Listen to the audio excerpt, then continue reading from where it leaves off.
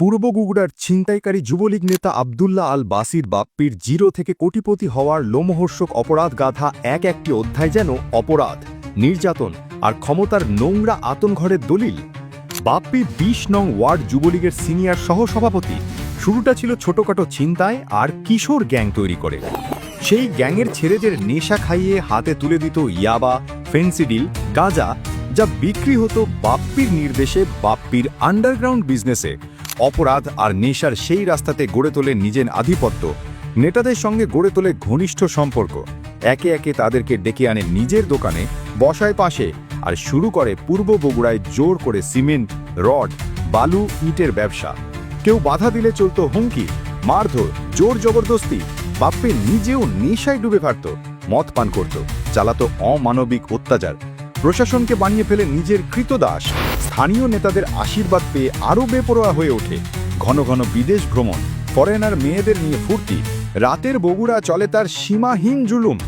আওয়ামী লীগের ছত্রছায়ায় বাপ্পির বিরুদ্ধে জমে ওঠে একের পর এক মামলা, চাঁদাবাজি, অ্যাটেম্পট টু মার্ডার, ডাকাতি, এমনকি 2টি হত্যার মামলা। নির্বাচনের সময় ভোট সেন্টার দখল করে অবৈধভাবে ভোট প্রয়োগ করে। পুরো সেন্টার চালাতো নিজের বাহিনী দিয়ে। এভাবেই একসময় হয়ে ওঠে ভূমিদস্যু। চন্দন বাইসা রোডে অটোরিকশার মালিকদের সভাপতি পদ দখল করে নেয় বাপ্পি। প্রতি মাসে লক্ষ লক্ষ টাকা হাতিয়ে নিত চালকদের কাছ থেকে। রাস্তার চাঁদা উঠত মাসে 10 থেকে 12 লাখ টাকা। শুধু এখানেই থেমে থাকেনি সে, কৈপাড়া বাজার কমিটির সাধারণ সম্পাদক হয়েও চালায় অমানবিক নির্যাতন, ব্যবসায়ীদের জিম্মি করে আদায় করে চাঁদা।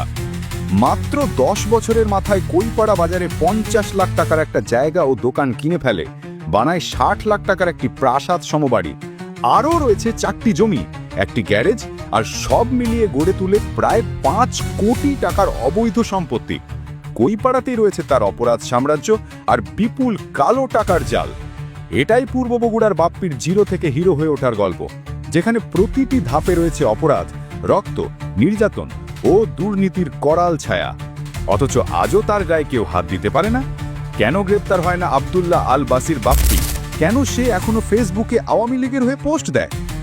এই প্রশ্নের জবাব জানে পূর্ব বগুড়ার আতঙ্কিত জনগণ, জানে প্রশাসনের নীরবতা, আর জানে সেই রক্তাক্ত রাজনীতি যা এক ছিনতাইকারীকে বানিয়ে ফেলেছে কোটিপতি দানব।